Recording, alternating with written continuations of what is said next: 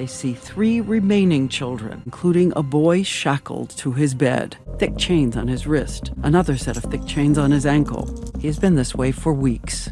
At 6 a.m. on the 14th of January 2018, 13-year-old Jolinda Turpin and 17-year-old Jordan Turpin climbed out of a very small window at their home. Jolinda was too scared of the consequences of escaping the home, so quickly climbed back through the window, leaving Jordan outside alone. Jordan continued to walk away from the home before dialing 911 from one of his mother's old disused mobile phones. She told 911 how her and 12 of her siblings had been locked up, used by their parents, asking for help and not knowing what to do. We live in a family of 15 people, and my parents are abusing. They abuse us, and my 2 little sisters right now are chained up. She also told the operator that the home smelt so badly that she could hardly breathe. But then the operator asked Jordan for the address, but Jordan did not know it. She told the operator that she wasn't allowed outside. So the operator set about trying to trace the call, and finally the call was traced. Police swiftly arrived on the scene to the quiet suburban street in Perris, California. When police eventually were able to gain entry to the home, they were met by the mother and father, David and Louise Turpin, who seemed shocked to see police at their door. Search warrant or anything? No, I mean, what's sir? When officers unlocked the doors to the children's bedrooms, they found Jordan's 12 brothers and sisters shackled to their beds with chains and padlocks. The rooms were covered in urine and feces. These children had no way of getting to the bathroom. They were literally having to sit and pee themselves. The home smelt so badly that officers struggled to breathe, with some of them having to go outside for air and others feeling nauseous. The children all looked very young, although 7 of them were over 18, and 6 of the youngest children were then sent to the Riverside Medical Center for assessment. The other children were sent to Corona Medical Center. It's not known why they split the children up, possibly due to the fact that they were just unable to see them all in one place. The same evening, David and Louise Turpin were charged with child abuse and torture. Police questioned the pair, asking why they had chained their children to the beds, and the two could not give a good enough reason for this, although I don't think there ever could be one. 5 deputies went through the home searching for evidence. They had to start by opening every window and door in the place to let out the putrid smell. 5 days after the arrests, the Sheriff's Department held a press conference telling the community about the arrests. The people who lived in and around the area were shocked that in their quiet neighborhood this could have been going on. The sheriff told how 13 children had been removed from the property and how they had been chained to their beds, with one of the children being able to courageously sneak out of a small window to safety, and by doing so, saving the lives of her brothers and sisters. In court 2 days later, David and Louise pleaded not guilty to 50 separate charges, including torture, child abuse, and false imprisonment. The children had been apparently taunted with food, starved to the point of stunting their growth, beaten, chained to their beds and choked. There were also accusations that David Turpin did things to the girls that he shouldn't have done. Now the couple had been married when Louise had apparently been 16 and David was 23.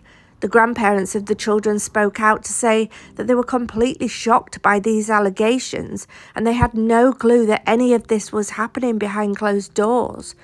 On June the 20th, 2018, the Turpins had their first court hearing.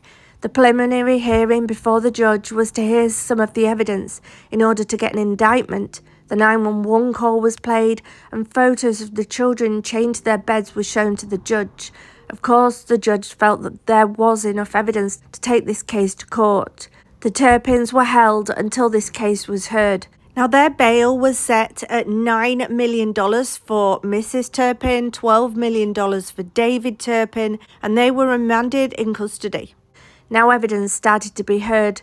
The children were not allowed to do anything other than writing in their journals, and of course the deputies, when they searched the home, had recovered these journals. They'd been kept for evidence in this case. with the children documenting what was happening to them. Now, these journals were huge in regards to evidence. The children laid out exactly what their parents had done to them. They spoke about their own personal experiences, as well as things that they had witnessed happening to their siblings, all aged between 2 and 29 years of age. The children had not been allowed to speak to each other. They had not been allowed to take food, and if they were ever caught with food, which of course they did because they were literally starving, they would be then chained to their beds as punishment. The children were not allowed to stand or to exercise. They were only allowed to lay down or sit up. The children were allowed to eat bologna and jalapeno sandwiches, while their parents gorged on full meals that they would cook or get takeaways in front of them. The parents would buy the most amazing smelling and looking desserts and pies. They would leave them on the countertops for the children to just stare at. They would leave them there so long that the desserts would get moldy and uneatable. And when one of the children, a 9-year-old girl, was caught stealing food, the mother Louise took her kitten, put it outside the back door so that the young girl could sit and watch it getting torn apart by dogs. The kids were not allowed to play with toys, despite there being toys still in boxes in the cupboard. They were not allowed to go outside, and it all seemed that there was a lot of psychological going on in this family towards the children, as well as physical. It seemed like there was an overwhelming amount of evidence in this case, and finally on February the 22nd, 2019, the Turpins agreed to a plea deal.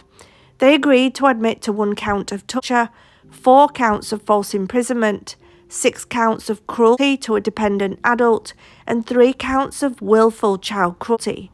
David and Louise were then given a life sentence, but with the possibility of parole after 25 years. The judge said, "The only reason your sentence is less than the maximum time allowed is because you accepted responsibility in an early part of these proceedings, and with that you spared your children having to relive that harm and humiliation by going through a full trial."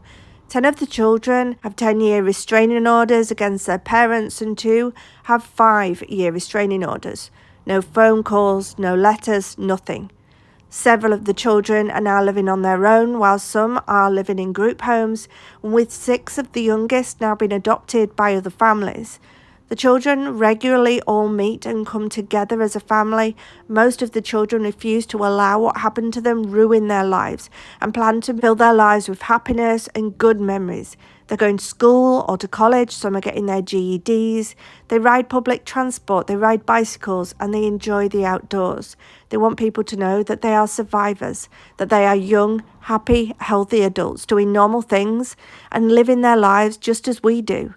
Things that they wish they could have done earlier in life, but they don't want to let these things hold them back.